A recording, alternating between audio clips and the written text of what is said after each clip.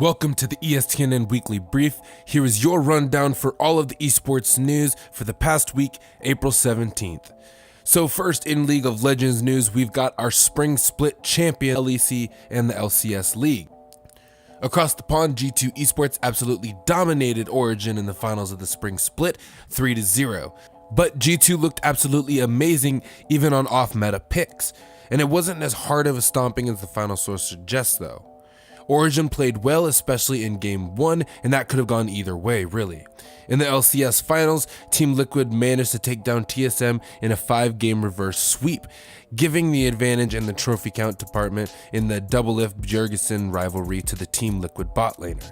After going down 0-2 to TSM, Team Liquid clawed their way back into the series and won 3 games in a row to take the Spring Split trophy. Team Liquid has now won 3 Spring Split finals in a row. In patch news, it looks like ARAM is returning to the Howling Abyss map as Butcher's Bridge is shown the door. Additionally, Riot is removing the experimental band featured in ARAM. Riot has also cited player feedback and internal discussions as the reason for the removal, and the patch is also full of champion changes and tweaks, so be on the lookout for our patch roundup when the update drops. In Dota 2 news, weird things are happening, and this week's news might be the weirdest of all. 2 days ago, OpenAI's Dota 2 defeated TI 2018 champions OG in a best-of-3 match. The creators of the AI have opened up registrations to actually compete against their machine. And while gaming AI isn't anything new, it still blows my mind that it becomes so much more prevalent now and that it could actually have an impact on how we develop games in the future.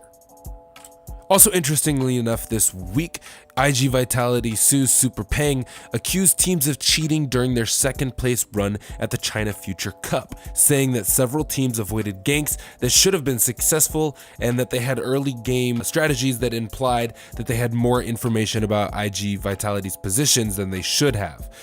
Now, as of yet, none of the teams that were accused have issued statements, but we'll keep you updated as this is a pretty big accusation. In Overwatch news, free-to-play alert, in honor of the most recent event, Storm Rising, Overwatch is giving a free-to-play session for a limited time from now until April 23rd.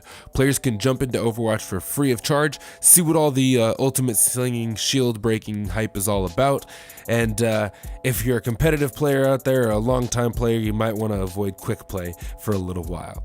Now, speaking of Storm Rising, Overwatch most recent PvE Archives event, it went live yesterday with a very bumpy start. Lots of people getting kicked out of queues and getting put on a wait list and bumped out of games, but it's up now, it's running. It's a limited time event. It features classic Overwatch characters Winston, Mercy, Tracer, and Genji. They fight through the streets and the warehouses of Havana in pursuit of an Omnic fixer named Maximilian.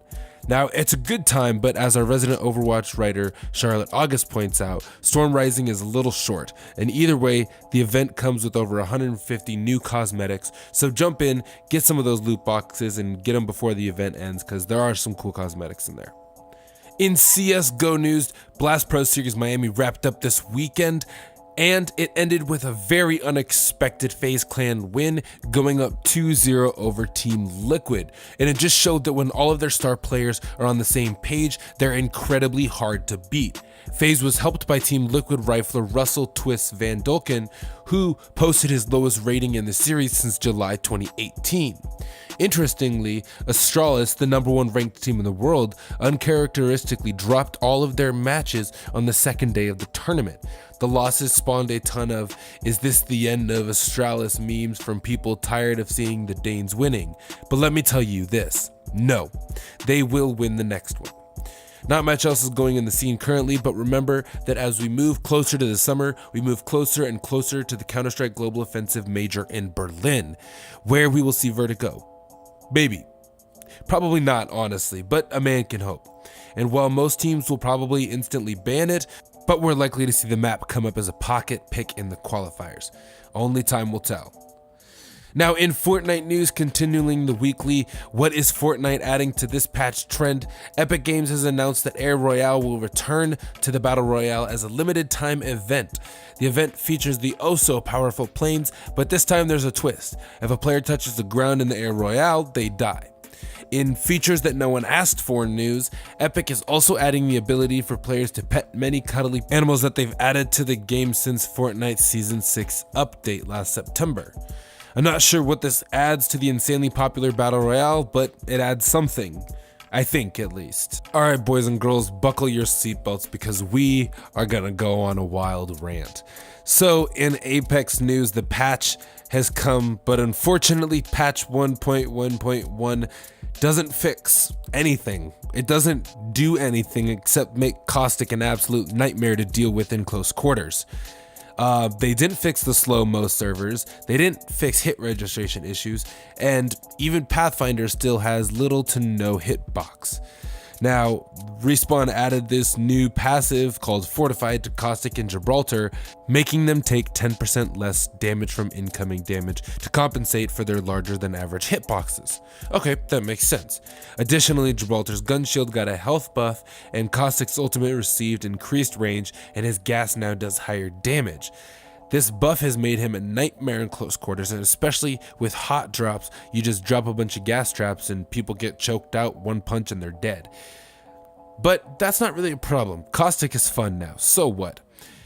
The big problem is also with the Wingman and the Spitfire getting a magazine size nerf across their base and the extended. Now the Spitfire I could care less about, but the fact that the Wingman is only 4 shots is a huge problem. Combat that with the fact that no hit registration is going on like crazy. People don't want to use a Wingman or a sniper, but it is worth mentioning that the snipers and DMRs got a buff. However, they increased the leg shot damage and they lowered the recoil, which will help players hit longer range shots, making it essentially a little bit easier. But we've got a full patch breakdown over on the site. I'll put it up here so you can see about it. Go over there and read it. Really interesting stuff. Hopefully they can actually fix some features of the game.